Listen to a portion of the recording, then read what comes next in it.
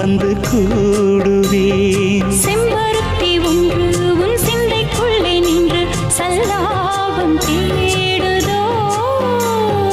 சங்கமங்கள் கண்டு உன் அங்கங்களில் இன்று செந்தேனும் ஓடுதோ.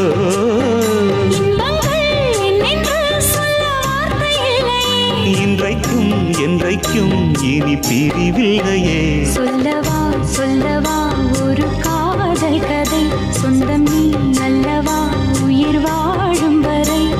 என் மூச்சிலும் என் பேச்சிலும் உன் பாடல் கேட்கும் தினம் தினம் தினம். சொல்லவா சொல்லவா ஒரு